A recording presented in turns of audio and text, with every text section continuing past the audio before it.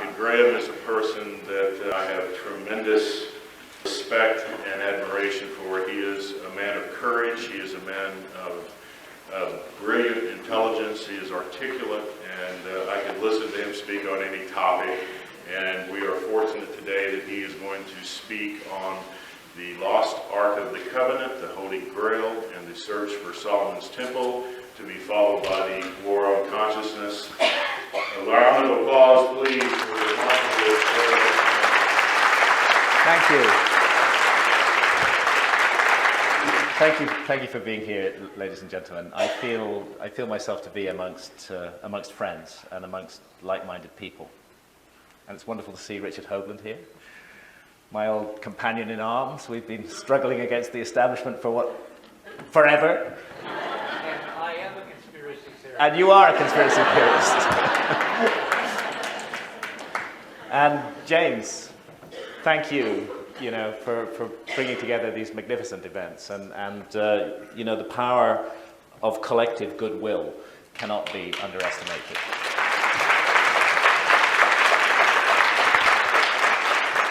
And I don't want to forget to thank James's wonderful wife, Anne, as well, who plays a magnificent role in all of this, and the whole team.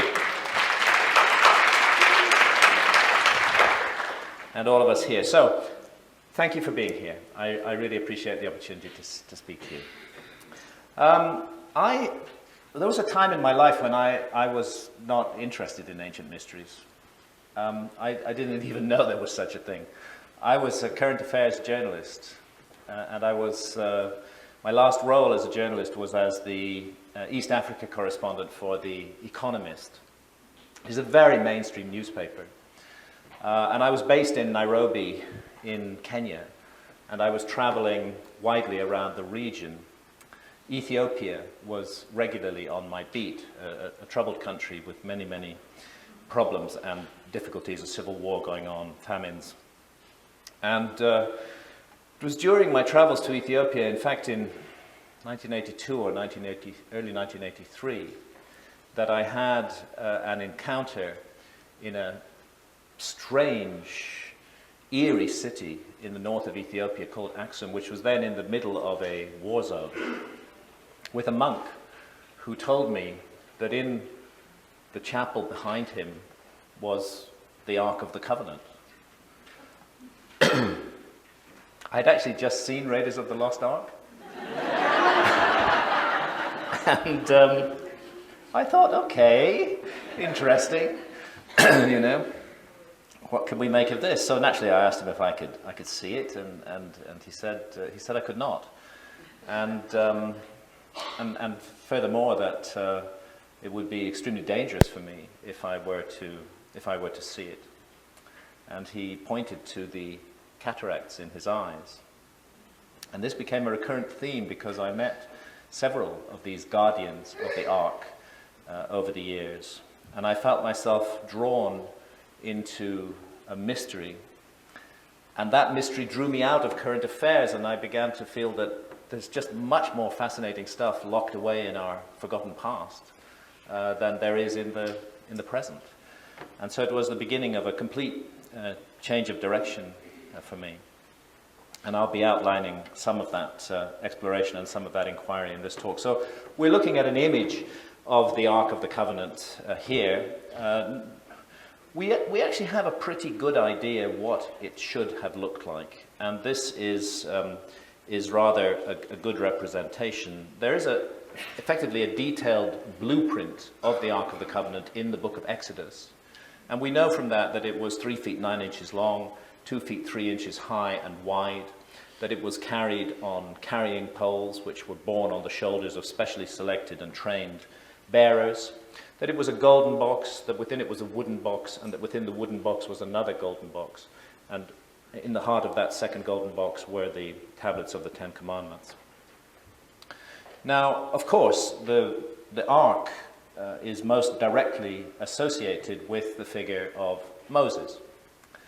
And we read in the book of Exodus that he leads the children of Israel out of captivity in Egypt, and off they go to Sinai, to the Sinai Peninsula, And it's on Mount Sinai that he has his encounter with the deity and is given the blueprint for the Ark of the Covenant. And here are some images of Mount Sinai here, and the monastery in the lower right hand of the screen is St. Catherine's Monastery. But I have to say that there is some dispute about the exact location of Mount Sinai. There is another contender, and that I've also been there, and that's in the southern part of the Sinai Peninsula, and that is also on a mountain, and it's called Sirabit al-Qadam. And interestingly, on the top of Sirabit al-Qadam are the remains of an ancient Egyptian temple, and that's the temple of Hathor that's found in Sirabit al-Qadam. So these are the two possible contenders for Mount Sinai. But wherever it was, extraordinary events unfolded there. And the Ark of the Covenant came into being, we are told, as a result of very specific instructions from God. But it's interesting to note that in ancient Egypt, there are objects rather like the Ark of the Covenant. You can see here, this is the Temple of Karnak, and you can see in these reliefs that a group of priests are carrying on their shoulders a boat-like object, the little shrine on top of it. The basic concept in that shrine was an image of the god, of the deity. It was considered to be very, very powerful. So the basic concept of something that has been touched by God, carried on the shoulders of bearers in some sort of object, in this case a boat with a shrine on top of it, is very ancient Egyptian. And you can see, in fact, one of these surviving boat shrines at the Temple of Horus at Edfu in Upper Egypt. That is not a modern reconstruction. That is one of those ancient shrines dating from the Ptolemaic period, relatively recent, about 2,300 years old. And we found in the Cairo Museum, I say we because all of my travels and adventures have been done with my wife Santha, who's a photographer, and I don't think I would have done any of them without her, actually. This is from the Tutankhamun exhibit in the Cairo Museum. And this is one of the objects that was found in the tomb of Tutankhamun. And again, you can see that it's carried on carrying poles. There's carrying poles thrust through it. And it's a box-like object. And if we consider another aspect of the Ark of the Covenant, which is the cherubim, those winged figures that are mounted on top of it, between which some kind of spark or energy or power is generated. We're told this in great depth in the Bible and how dangerous that energy is. Well, this concept of winged figures is also very much part of the ancient Egyptian heritage. And I don't think that it's possible to understand the Ark of the Covenant without understanding its ancient Egyptian background. So it's interesting. We're dealing with, of course, a sacred object here, no doubt about that. But we're also dealing with an object that sometimes sounds suspiciously like technology. And in fact, it was the technological aspects of the Ark that first led me down the path that eventually resulted in the writing of Fingerprints of the Gods, and the thought that there might have been a lost civilization, that ancient Egypt might have inherited an amazing knowledge from a remote past. And if we just consider a few of the things that the Ark is said to do, we see that it stops the waters of the River Jordan when it's carried across the river. We see that it's a fearsome weapon in battle. There are accounts, extra-biblical accounts. If you get into the legends of the Jews, for example, there's an amazing collection of Jewish legends put together by Ginsberg, ancient legends. We hear stories of the Ark rising up into the air, sometimes lifting its bearers off the ground, sometimes breaking free of them and flying through the air towards the enemies of Israel and emitting a kind of howling or moaning sound, terrifying prospect, and striking people dead. It could kill its own bearers when they didn't carry it properly. Very, very strange idea. It kills Uzzah when the Ark is being carried up to Jerusalem, and Uzzah tries to stabilize it on the cart on which it's being carried, and a bolt of fire shoots out of it and strikes him dead. It's used in the destruction of Jericho.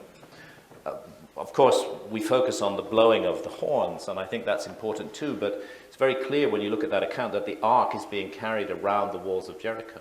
And some kind of sound energy, I think, is being emitted by those horns, and the combination of the two is to bring down the walls of Jericho. And most eerie of all, when the Philistines capture the ark, as they do briefly, and take it to the city of Ashdod and use it as a kind of tourist object, and march in front of it, and they make the mistake of opening the ark.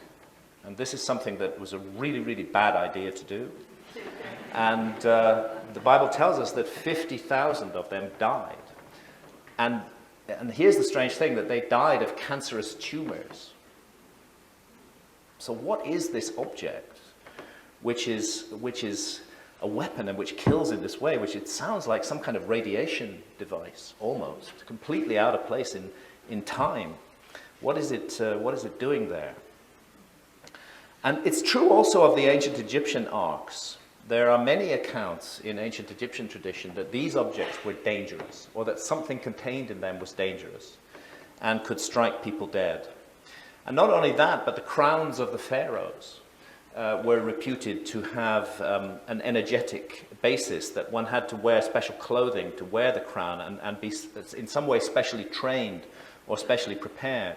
And that if somebody who was not trained or prepared put the crown on their head, it would burn into their skull. Some sort of burning heat is involved in it. And of course, this is a famous image from the crypt at the Temple of Dendera in Upper Egypt. And the truth is, nobody knows what it is, including Egyptologists. But it is in a very dark place. You have to actually usually bribe the guard, and you go down through a hole in the floor into a labyrinth of corridors beneath the temple, where they have some low-level electric lighting now, but in ancient times, of course, it would have been completely dark. And there, in a remote corner, we find this very strange relief. And it's difficult as a modern person used to technology to look at this without thinking that some kind of technology is going on here. It's a very famous out-of-place artifact. Many, many people have reported on this. And the suggestion is that it might be some kind of electric lighting device or something. But again, there's this technological feeling about it. And then, of course, there's the famous ancient Egyptian bird that isn't a bird. Because it's placed in a display case of birds. But this is the one that isn't a bird, because no bird has got its wings mounted on the top of its shoulders like that. And no bird has got an upright tail like that. And no bird has got an aerofoil section in its wings. This ancient Egyptian aeroplane has been wind tunnel tested, and it's very aerodynamic and quite capable of flight. And it's the incorporation of aerofoil principles into the wing and the overall design of it that really don't fit into place in time in ancient Egypt. It should be a bird, but actually it's a plane. And it's more than well over 2,000 years old, and it was found near the pyramid of Saqqara in Upper Egypt. And Saqqara is, in Lower Egypt. And Saqqara is about 15 miles south of the Great Pyramid complex at Giza. And what an amazing place to go. How many here have been to Giza? Yeah. So you see how we're all drawn to this magical place, and I bet many of you have not been, have an intention to go at some point. It's a place of pilgrimage. It draws us from all over the world. There is something truly, truly remarkable about it. And actually, if you're considering the possibility of a lost technology in ancient Egypt, you don't have to go much further than the Great Pyramids. Because the Great Pyramid is just an astonishing, as well as being an astonishingly huge thing, it's also an astonishingly accurate thing. Almost a sort of atomic level accuracy in the creation of this gigantic monument. I mean, Egyptologists like to say, it was these bunches of kind of, I don't know, not slaves, absurd idea that this was built by slaves. I've climbed the Great Pyramid 5 times. It's a work of artistry from top to bottom. Nobody in a state of slavery was ever involved in the creation of this monument. It's a work of absolute perfection, involving gigantic stone blocks. I am going to tell a little personal story here, which I know some of you have heard before. If you have, please forgive me, because I do love to tell this story. But that is the corner that you want to climb up if you're going to climb the Great Pyramid illegally, which is actually the only way to climb it these days, unfortunately.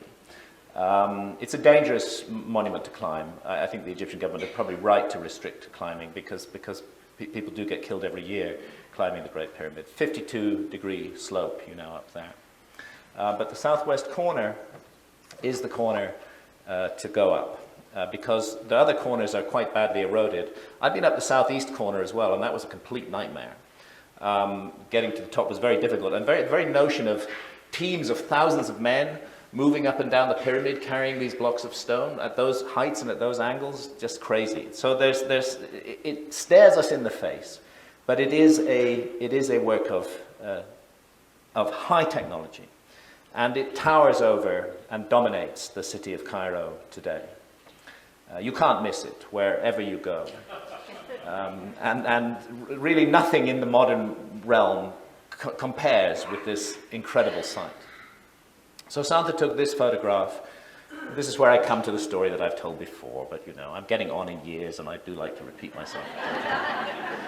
Santa took this photograph from an Egyptian military helicopter, and we are poised over the north east side of the Giza Plateau, over the village of Nazret al-Saman. And in that picture is the Sphinx. But the Sphinx is 270 feet long and 70 feet high, but the scale of the place is just so huge that you can hardly know that it's there. There it is again, down there. We're now on the northwest side, and it's rightly said that Egypt is the gift of the Nile, because you can see the beautiful, fertile Nile Valley off to the east, and off to the west, this sere and inhospitable desert. There would be no life in Egypt if it were not for the Nile. So we come closer now. We're seeing the north face of the Great Pyramid, north face of the Second Pyramid, north face of the Pyramid of Menkaura. That's where all the true entrances to these pyramids are. Closer still, and there's half a course of masonry up there on top of the Great Pyramid, an uncompleted Great Pyramid. We don't know if it was ever completed. Did they put a Ben stone on top of it, a pyramidion, or was it never completed, for some reason deliberately left unfinished? It's not certain. They finished the Second Pyramid, and you can see the amazing technological feat of the so-called casing blocks on the Second Pyramid. We know that the Great Pyramid was also covered in such blocks. They did come off in an earthquake in 1301, and they were now reincorporated into mosques and palaces all over Cairo. So we don't know if the Great Pyramid was finished, but up there, 481 feet above the ground, there is a younger Graham Hancock. Before I had my hip replaced, I like to think I could still do it.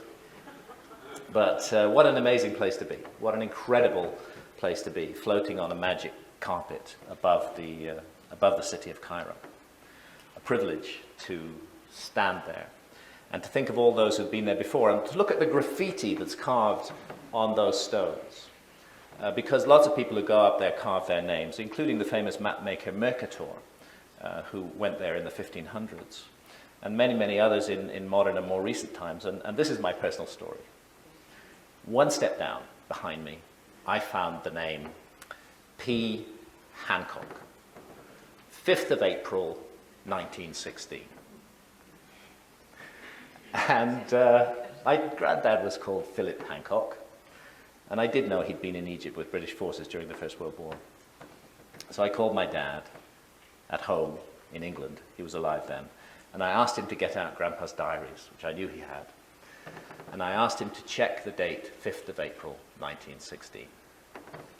So I hear the rustling of the paper on the desk, and my dad says, okay, I've got it, but there's just one line here. And I said, what does that line say? And he said, climbed Great Pyramid today.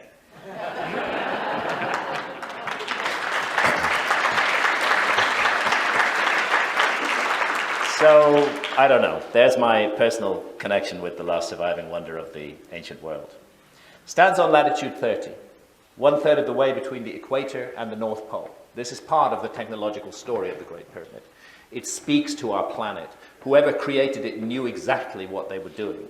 They positioned it at a highly significant latitude, and they also aligned it almost perfectly to true north. That's another way that it speaks to our planet, because true north, true south, those are key dimensions of our planet.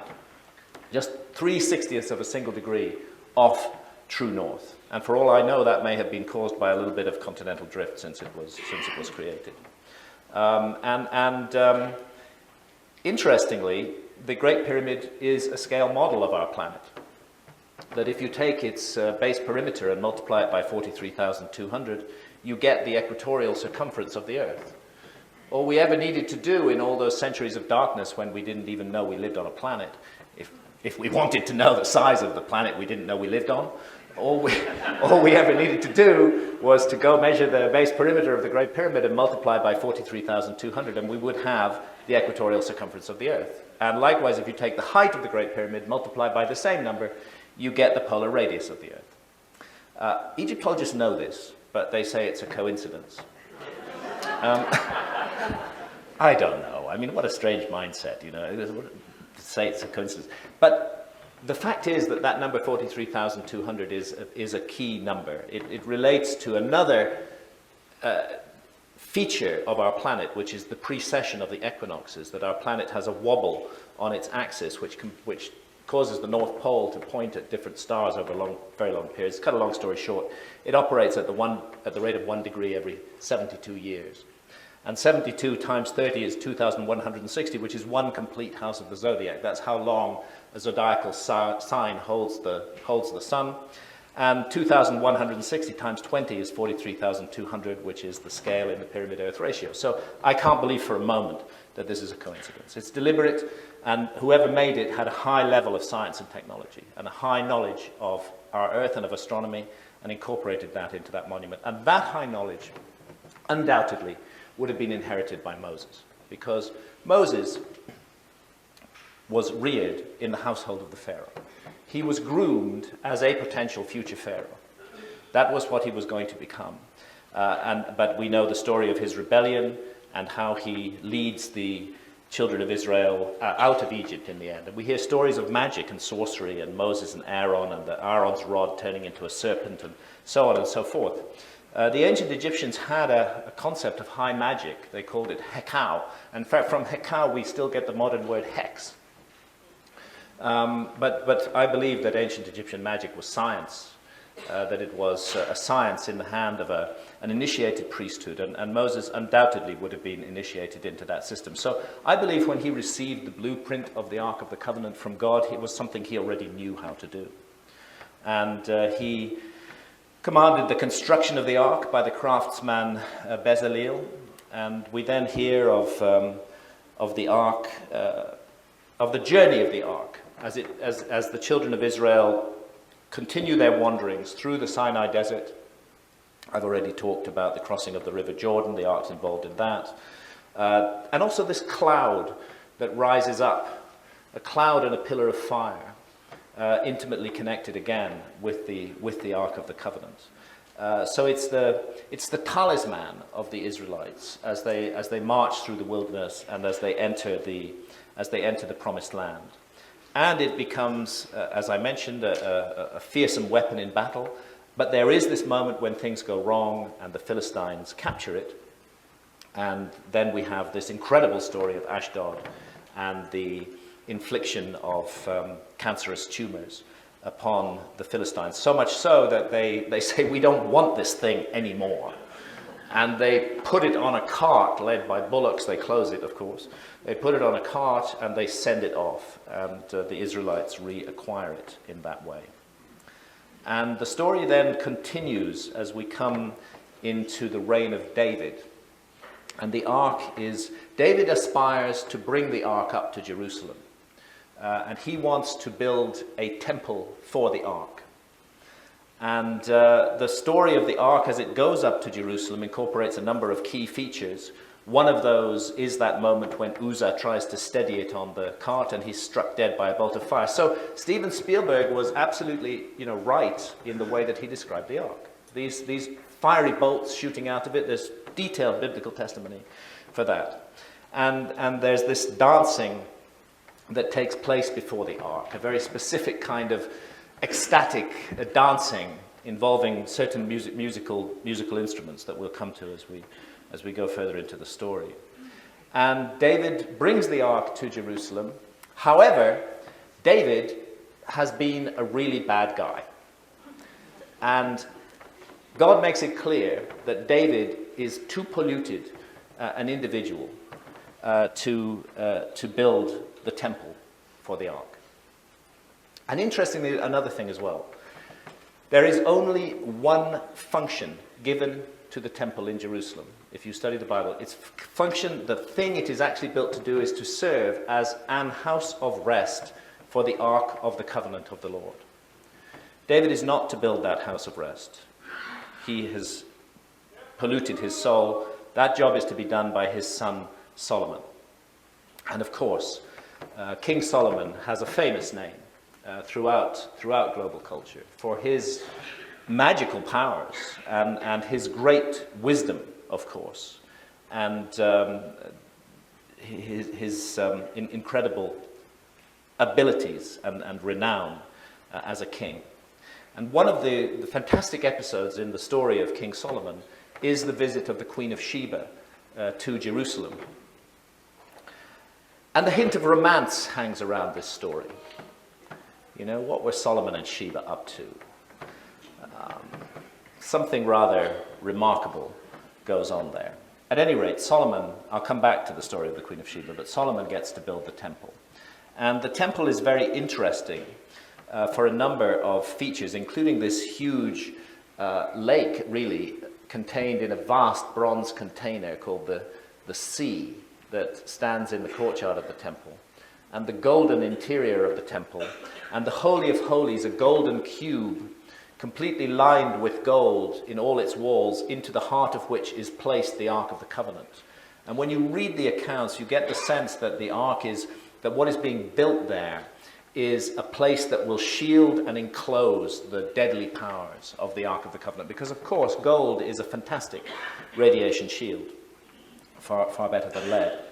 So I'm reminded again of the ancient Egyptian context, that we have also sacred lakes in ancient Egyptian temples. We have the columns, rather like Jachin and Boaz, which are the two columns of the Temple of Solomon.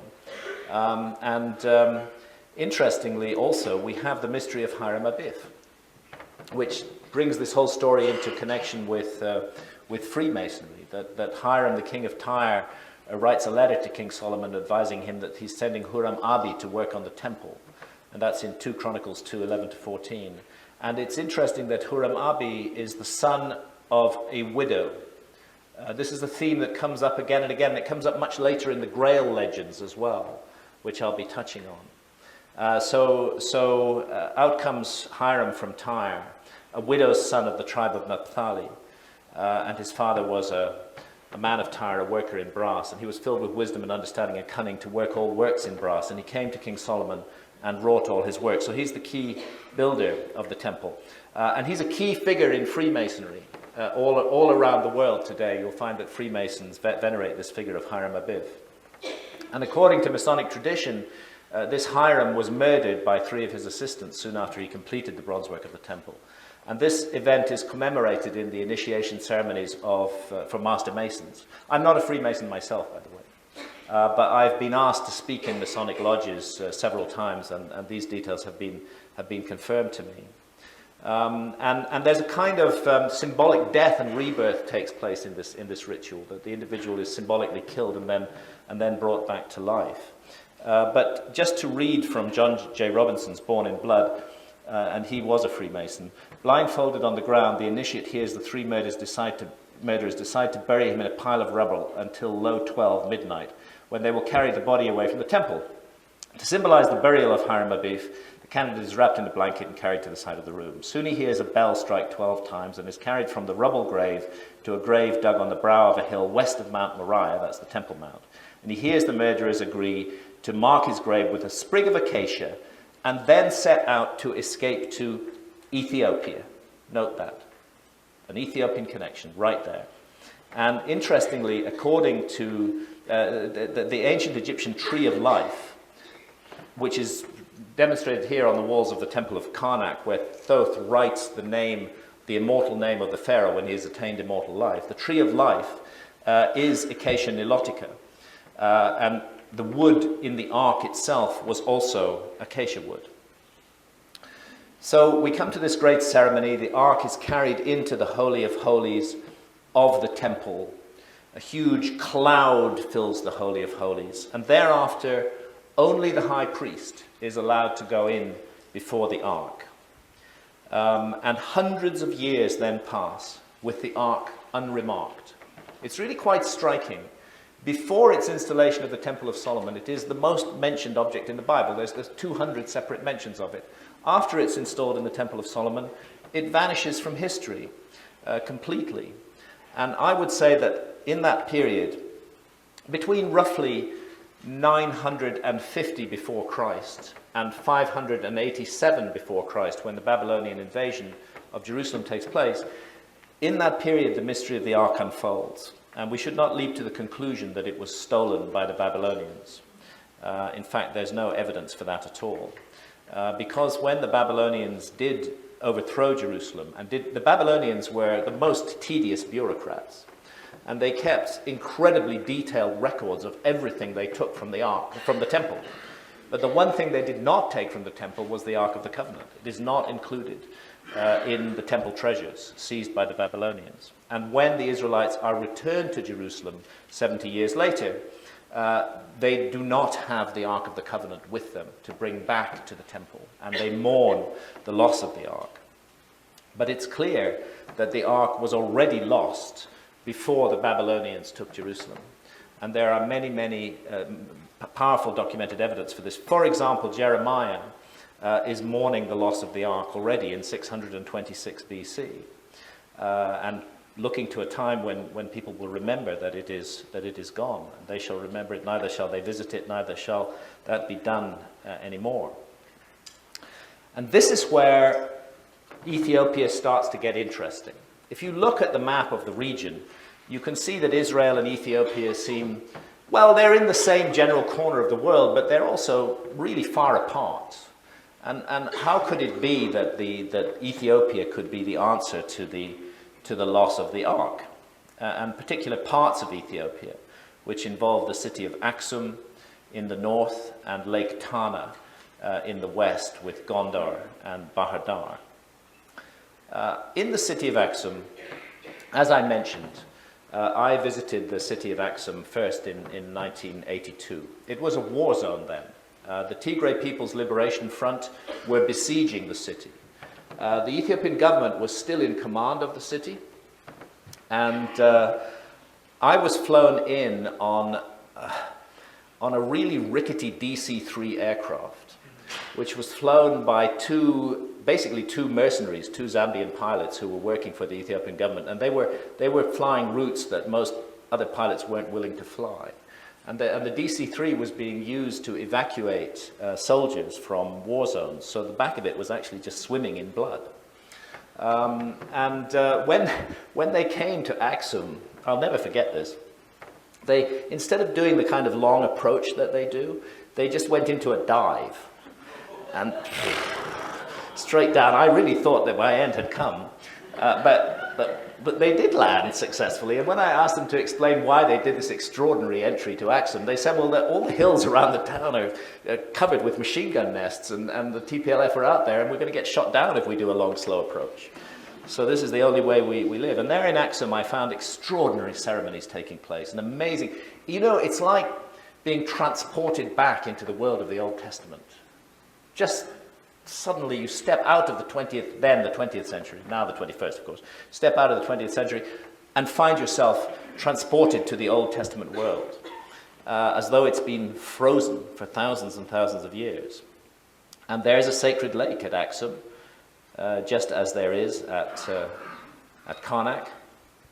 And there are obelisks at Aksum, stelae, they call them. Huge ones. One of them weighs more than 500 tons.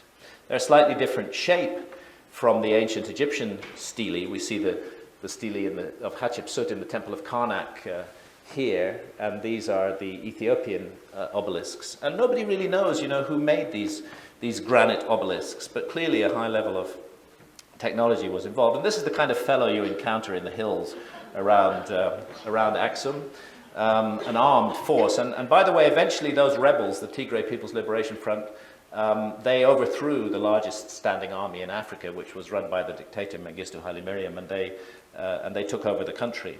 So they're to be taken seriously as a fighting force, and they're part of the reason why it's difficult to steal the Ark of the Covenant from Aksum. Amazing processions and ceremonies, and in those processions a box is carried.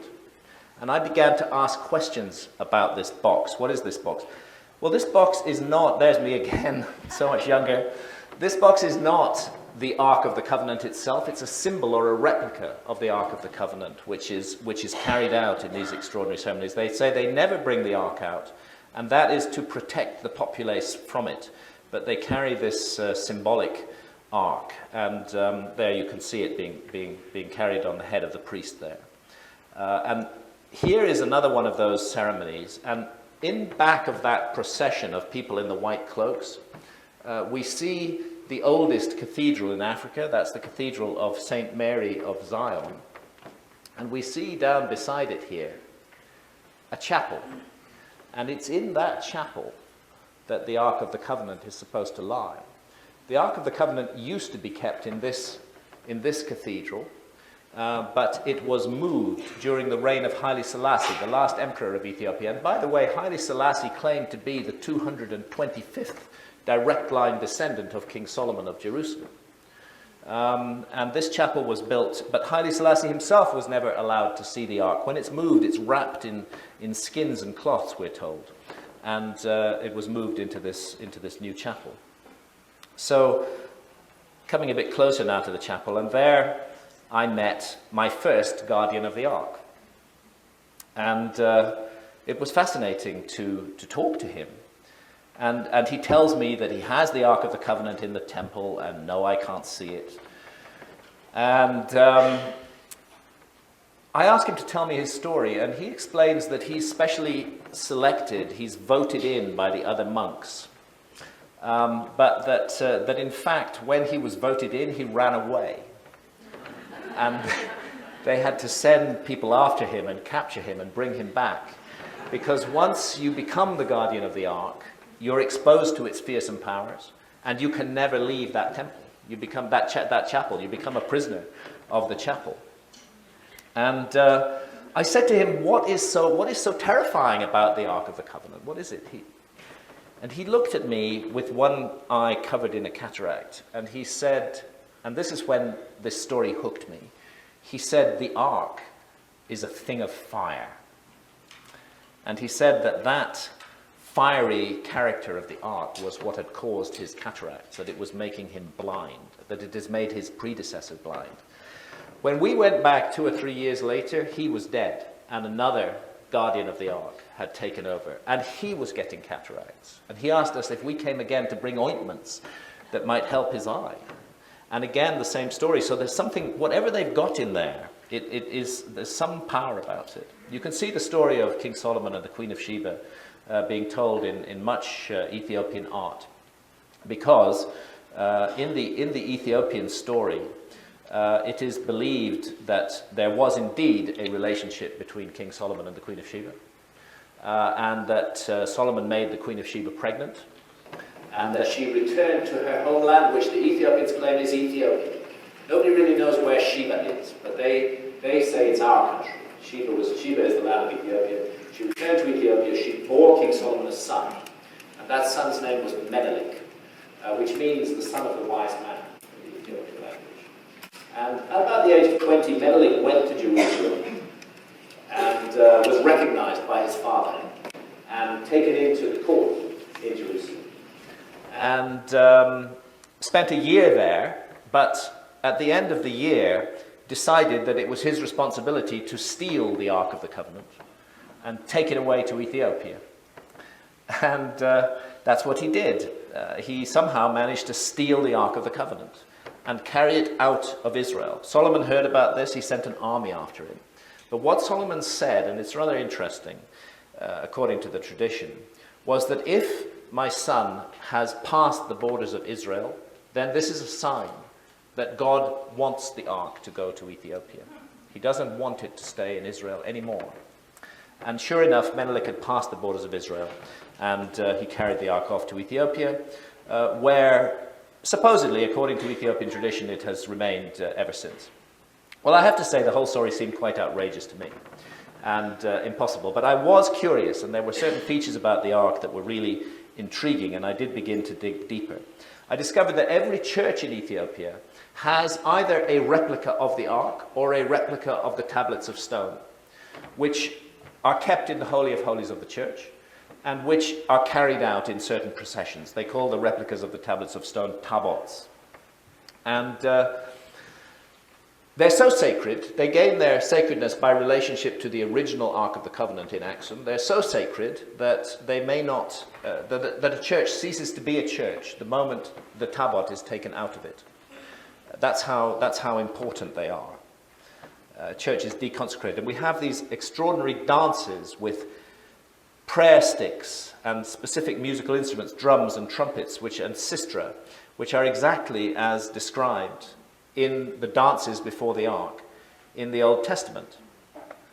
Exactly the same kind of pattern is being repeated in Ethiopia today, in that land frozen in time. And it's interesting to look at that musical instrument, the sistrum, and to realize that it has its ancient Egyptian background, because you can find sistra in the Cairo Museum, thousands of years old, exactly as those sistra that are being used in Ethiopia today. And here was another thing that really began to make me wonder if there could be reality to the Ethiopian story, because Ethiopia has a community of indigenous Jews. And they are a most unusual Jewish population. They do not practice modern rabbinical Judaism. They practice Old Testament Judaism. They do not have rabbis, they have priests. They continue to perform sacrifice of rams, which has been forbidden in Judaism for more than 2,000 years. And they are an ancient population in Ethiopia. They look just like Ethiopians, but they practice a very Old Testament form of Judaism. And Israel felt a responsibility for them. These people were called the Falashas. They called themselves the Beta Israel, the House of Israel. Israel felt a responsibility for them, and when Ethiopia was melting down during the overthrow of Mengistu Haile Mariam in 1991, the Israelis sent fleets of aircraft to Addis Ababa, and teams went out into the countryside, and they brought in all the Falashas from the countryside, and they flew them all out of Ethiopia. And they were in danger because they are a persecuted minority in Ethiopia, and the country was in a state of chaos at that time. And they were flown out. And now you will not find any Falashas in Ethiopia, which is sad. A few of them have gone back because they've not had that easy a time in Israel either. But where the majority of them are in Israel. But Santa and I were able to travel amongst Falasha communities in Ethiopia before Operation Solomon, and to meet them. And interestingly, they're very sweet, you know, and they sell these tourist trinkets, which were Solomon and Sheba in bed, basically. and they have been gifted various Talmuds by the Israeli government, which knew about them, but they themselves followed only the Torah. And this was the kind of place of worship that they had in their simple rural life. No rabbis, priests, they still perform sacrifice. And Falasha elders told me something interesting. They said that their ancestors, I asked them, how come you guys are here? How do you explain your presence? And they said that their ancestors came to Ethiopia by following the Nile, that they'd formerly had a temple in Egypt, and that their first settlement in Ethiopia had been on an island in Lake Tana. And that's where the story started to get really interesting, because honestly, I can't buy into this Solomon-Sheba thing in great detail. It doesn't fit historically. It just doesn't work. But somehow, there is this ancient Judaic tradition in Ethiopia, and there is a claim that the Ark of the Covenant is there. Now, there's those two places. They look very far apart.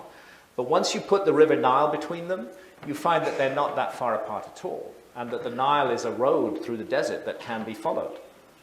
And digging deeper, I began to find what I think is the moment that the Ark actually was taken out of the temple, and that was during the reign of King Manasseh, who was an idolater, who abandoned the traditional Judaic faith, and who installed pagan religious worship. And in particular, he installed in the Holy of Holies of the Temple of Solomon a pagan idol, an Asherah, a tree goddess, a Canaanite goddess.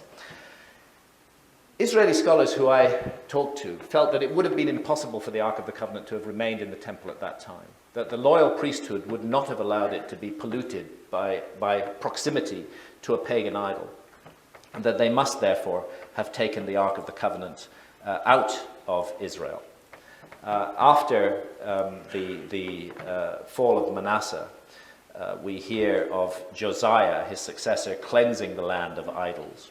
And he's saying unto the Levites, and this is around between 640 and 609 BC, long before the Babylonian invasion, he's saying unto the Levites that taught all Israel, which were holy unto the Lord, put the holy ark in the house which Solomon the son of David, king of Israel, did build.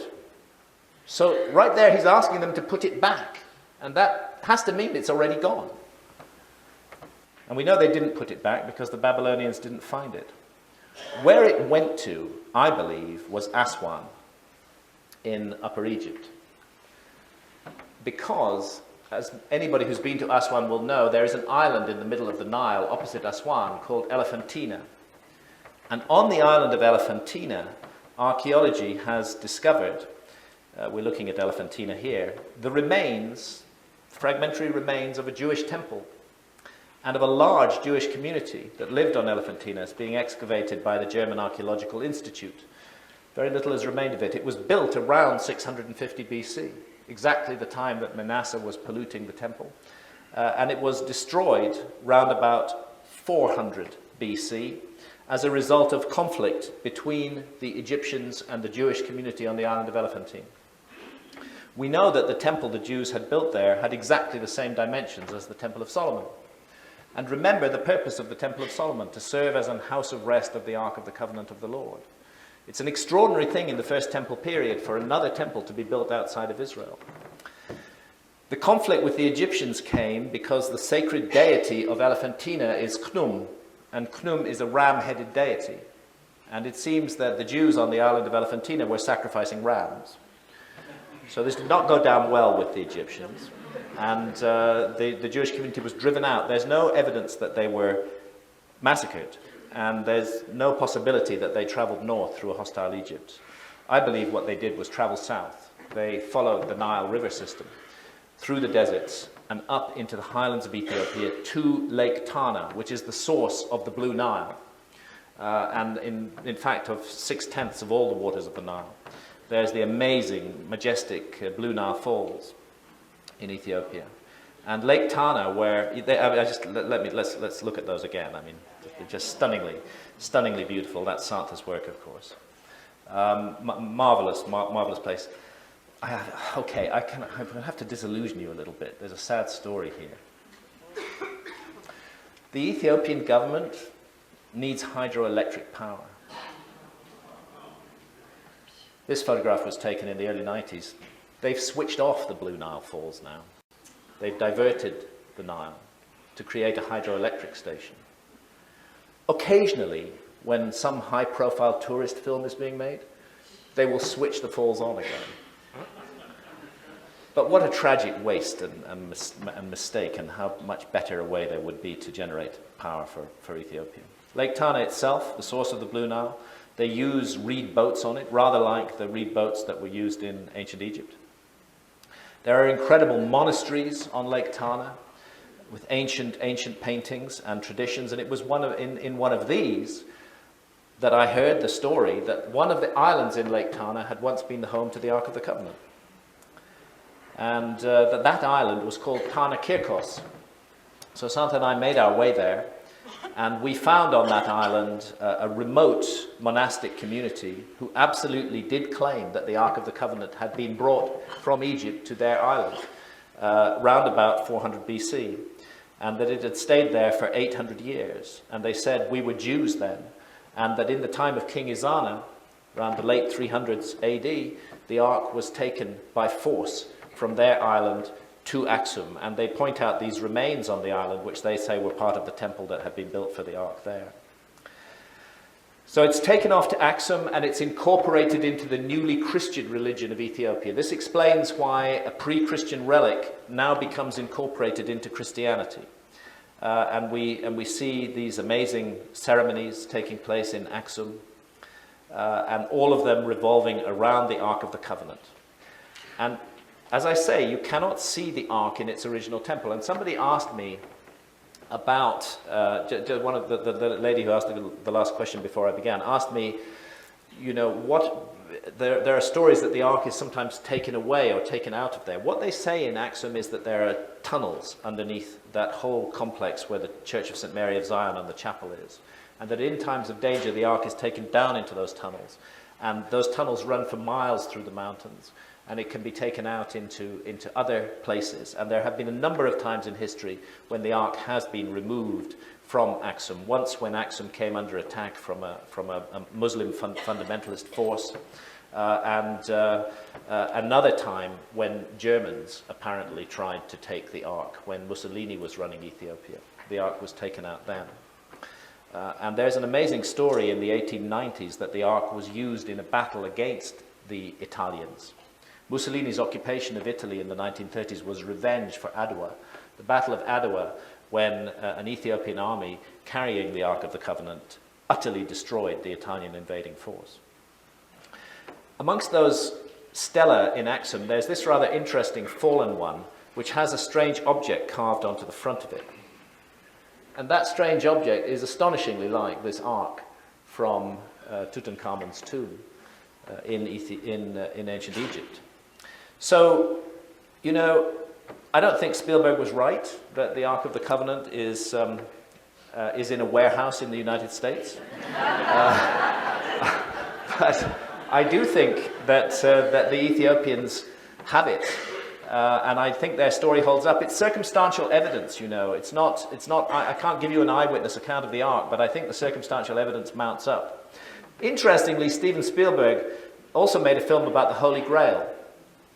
And I'm just going to finish this presentation with a little bit about the Grail, because for me the Grail and the Ark are one and the same thing. The earliest account of the Grail is in Chrétien de Troyes, and he describes the Grail as a cup, and that's most often how we think of it, as a golden cup. But in Wolfram von Eschenbach's Parzival, the Grail is a stone.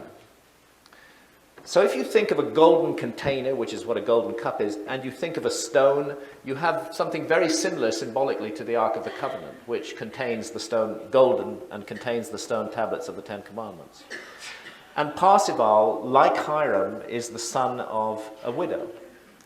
And my research suggests that there was a medieval quest for that the medieval quest for the Holy Grail was a quest for the Ark of the Covenant, and that it's intimately connected to what happened in Jerusalem. The Grail tradition begins in 1182, and by then the Templars had had their headquarters on the Temple Mount for 80 years, and it was recaptured by Saladin in 1187. Then Wolfram writes his Grail quest between 1195 and 1200. So there is the temple and the Temple Mount as it was seen in the time of ancient Israel. And there it is today, looking down on the Dome of the Rock and then the Al-Aqsa Mosque, the two neighboring structures that we see on the Temple Mount today. So the Temple Mount is in the hands of Islam. It's a curious contradiction because it's in the heart of the city of Jerusalem, and Jerusalem, of course, is run by and controlled by Israel. But the Temple Mount is controlled by Islam by agreement with Israel. And it is a desperately sacred place in the Islamic world. Really, right up there after Mecca and Medina, you have the shrines on the Temple Mount, the Islamic shrines. And this one, the Dome of the Rock itself, stands exactly on the site of Solomon's temple. And in the heart of the Dome of the Rock is that huge rock. That's why it's called the Dome of the Rock. And it's believed that that rock was the floor of the Holy of Holies of the Temple of Solomon, on which the ark stood. And beneath it is the eerie Well of Souls, a most extraordinary place below ground. Now, interestingly, the Knights Templar were renowned for their architectural work. They were key in the development of Gothic architecture in Europe, which in itself is an astonishing scientific revolution. But they made their headquarters right there in the Al-Aqsa Mosque on the Temple Mount. And they put a facade, a Gothic facade, on the Al-Aqsa Mosque. And it's known that they also conducted extensive excavations underneath the Temple Mount. And some of their tunnels still survive. What were they looking for? I think they were looking for the Ark of the Covenant. It makes sense. The Templars, all their symbolism connects to the Ark of the Covenant and the Temple of Solomon. And there's the north porch of the Al-Aqsa Mosque, and there's the north porch of Chartres Cathedral in France. And they're really rather similar. And in the north porch of Chartres Cathedral, there's a statue of the Queen of Sheba and of Melchizedek holding the Grail. And there's the statue of the Queen of Sheba, and she is situated clearly in that statue in an African context, standing on the head of an African figure. And in that same porch is a story of the Ark of the Covenant. And that says, what the Latin wording says is, here is hidden the Ark of the Covenant. And it is being taken on a cart in exactly the direction of the Queen of Sheba's statue. So I must say, this as I got into this, it sort of sent chills down my spine. Is a story being told here? Are we being told that the Ark is in Ethiopia, in the land of the Queen of Sheba? And that's where King Lalibela is of great interest. He was an Ethiopian king who was exiled in Jerusalem in that key period, 1160 to 1185. And when he returned to Ethiopia, he had a mysterious force of supporters, of men of military power, who overthrew his rival and put him into command in Ethiopia. And the churches for which he's famous, the famous rock-hewn churches of Lalibela, are said in Ethiopian legends to have been built by angels. And I wonder whether, in a single night, these angels might have been a code for the Knights Templar with their advanced skills as masons. And here is the whole, a plan of the whole Lalibela complex. And it really is the most incredible places. These churches are hewn out of solid rock. That's the Church of St. George's. Cut from rock, just as the Sphinx is, into the shape of a cross in this case. And other churches that are cut into the mountainside. And this is the church of the Church of St. Mary's. The church to the right of the frame is the Church of St. Mary, who was a key figure to the Knights Templar. And it's very interesting that the Church of St. Mary is filled with Templar symbolism. The swastika was a symbol that was dear to the Knights Templar, and it's found on Templar churches, for example, Garway Templar Church in Hertfordshire in England. And we find Templar crosses on the ceiling of the Church of St. Mary, and we find indeed one Templar cross contained within a Star of David on the ceiling of the Church of St. Mary. It feels to me like the Templars were indeed there, pursuing their quest for the Ark of the Covenant. And most interesting, an ancient painting on the walls of St. Mary's Church shows the Al-Aqsa Mosque, but it shows the Al-Aqsa Mosque with crosses on its domes. And there was only one time that was so, and that's when the Knights Templar had their headquarters in the Al-Aqsa Mosque. And then finally there's this column which is covered with cloth, and there's an inscription behind it which is very, very, very, very secret. But there are few secrets in Ethiopia except the Ark of the Covenant itself, which cannot be extracted for a little bit of money. And I found a monk who was prepared to part with the secret for a little bit of money. And he told me, he didn't understand what the words said, but he said the words are written in your script, and they say, Sator, Arepo, Tenet, Opera.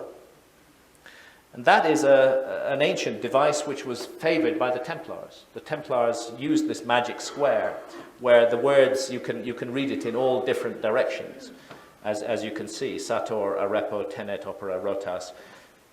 It's a classic Templar device, and there it is in a church in Ethiopia. There's much Templar symbolism in Aksum as well, as we would expect. And finally, the story of James Bruce of Kinnaird, which I told in The Sign of the Seal. James Bruce, my middle name is Bruce, by the way. I was born in Edinburgh. James Bruce was an amazing Scottish adventurer in the 1700s. He was very tall. I believe he was about 6 feet 9 inches tall, which in those days was really tall. And Samuel Johnson, that acerbic wit in London society, described him as the tallest man I ever saw free of charge. And Bruce went off to Ethiopia with tremendous courage. With his, we don't know. There's a mystery around his journey to Ethiopia. Everybody, I think, has heard of the Book of Enoch, right? Well, here's what you may not know, is the Book of Enoch was lost to Western culture for well over 1,000 years. It was known up to the 700s or so, and then it was lost completely. One thing James Bruce brought back from Ethiopia was a complete text of the Book of Enoch in Ge'ez, the sacred language of Ethiopia. And like many adventurers of his time, he was a multi-talent, James Bruce, and he learned languages very fast, and he translated the Book of Enoch into English. And we have, as a result of James Bruce, the Book of Enoch again today. He was also looking for the source of the Nile, he said, and he did find the source of the Nile in Ethiopia. And he based himself at this fairy tale castle in Gondar, on the shores of Lake Tana. And it's amazing to think that Ethiopia is full of castles like this. You would imagine you were in some medieval English town, but there it is in Ethiopia. And he came back to England, and he died in England, a little bit broken-hearted because he was constantly insulted by Samuel Johnson, and not believed. He wasn't believed for anything. He reported in his travels that he'd seen men cutting a steak off a living cow and eating it raw. Nobody would believe that in England. They still do that in Ethiopia to this day. And they put a mud pack on the back of the cow's butt, and it heals up. And he said that they had an instrument like a lyre, a biblical lyre in Ethiopia. And Samuel Johnson said, since James Bruce left, there's one less lyre in Ethiopia. He died somewhat in obscurity, and I learned that he was buried in Larbert Churchyard, quite near Edinburgh. So I went there with Santa to look for his grave, and by that time I'd become convinced that Bruce's real purpose in Ethiopia was to seek out the Ark of the Covenant. And I document the journey that he made to Aksum at a very key date. I won't go into all of it here. But I wanted to track James Bruce down. And I found his grave in a state of complete disrepair, overgrown with nettles. But then I found in the car park, lying on its side then, but since erected, the obelisk that had originally stood over the grave. And the inscription on the obelisk is written there. And I asked the keeper of the church, who is restoring this obelisk? And he said, well, that would be Lord Elgin, who's the head of the Bruce family in Scotland. And I picked up the phone and I called Lord Elgin's estate, and amazingly he answered the phone himself. And I said, look, I'm a journalist, I'm researching the story of James Bruce, and I understand you know something about him. And he said, well, actually, I know everything there is to know about Bruce. And I said, well, I'm particularly interested in his travels to Ethiopia. Can I come and talk to you? And he said, I'll give you half an hour. So we went over there, and 5 or 6 hours later we left. And we had an amazing conversation with Lord Elgin, who's quite an extraordinary character, Freemason himself. And the key question I wanted to ask him was, because I couldn't find the evidence, was James Bruce a Freemason? And he said, my dear boy, of course he was a Freemason. And he gave me the Kilwinning Lodge number 2 to which James Bruce belonged. So that's a little sideline to the story. Let's just close by going back to Jerusalem now. I don't think anybody would doubt that Jerusalem is the heart of a global crisis today. It's a place where the 3 great monotheistic faiths all collide: Christianity, Judaism, and Islam. Here are ceremonies being conducted in front of the Wailing Wall. There is an aspiration to build the third temple in Jerusalem. But until the third temple is built, Jews may only worship as close as the last surviving wall of the previous temple. And so ceremonies and great religious fervor is shown at the Wailing Wall. But there are factions in Israel, notably the Temple Mount faithful, who want to build the third temple. And the place they want to build it is precisely where the Dome of the Rock and the Al-Aqsa Mosque now stand. So one can consider, with the fury and emotions that surround religious issues in the Middle East today, what would be involved if their wish were to be fulfilled, if they were to take back the Temple Mount and attempt to expel the Muslim community from the Temple Mount. It would be catastrophic. There have been many riots already caused by the Temple Mount faithful marching on the Temple Mount. The one thing the Temple Mount faithful need in order to justify the building of the third temple is the Ark of the Covenant. They need it back, and they have an aspiration to acquire it wherever in the world it may be. Oddly enough, in Iran, there is another tradition about the Ark of the Covenant, and it's written deeply into Shia traditions and legends, and it concerns a figure called the Mahdi, or the hidden Imam, who vanished from history some 1,000 years ago, and has said, rather like King Arthur, to be waiting the moment when he will return to the world. And there are many now amongst the Shias who believe that the Mahdi is already back, he's already present, and that what he needs to do is to acquire the Ark of the Covenant. The Mahdi will bring forth the Ark of the Covenant, the Shia prophecies say. And actually it's impossible to understand the motivation of a man like Ahmadinejad without being aware of the story of the hidden Imam, because Ahmadinejad is definitely seeking to build nuclear weapons. There's no doubt about it whatsoever. And the reason he's doing so is the Shia prophecies require him to prepare a powerful army to support the Mahdi and to sweep away the unbelievers from the Holy Land, and to bring about the last battle, which will be an apocalyptic final battle that will usher in the end of days, the end of the world, the day of judgment. It's a very, very scary scenario, and it involves the Ark of the Covenant. Just as Judaic fundamentalism, in the form of the Temple Mount faithful, also they need the Ark of the Covenant. Fundamentalist Christians need it too. The book of Revelation makes clear that the return of the Ark to the temple is one of the signs of the last of days. So from the perspective of fundamentalist Christianity, the reappearance of the Ark of the Covenant is absolutely necessary to bring about the day of judgment and the end of the world and the rapture. So one thing I can say is that if the Ark of the Covenant is indeed in Ethiopia, I hope it stays there.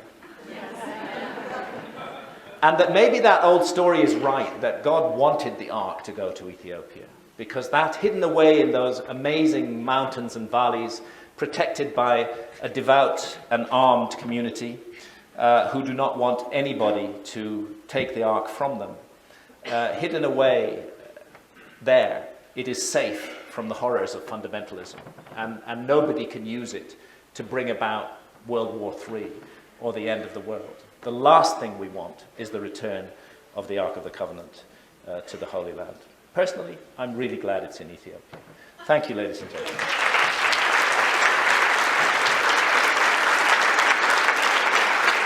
Thank you. Unbelievable. Absolutely fantastic. Thank you. Thank you. Thank you. Thank you so much, Graham. What an absolutely fascinating and mesmerizing speaker. And so another round of applause for the remarkable. Thank you.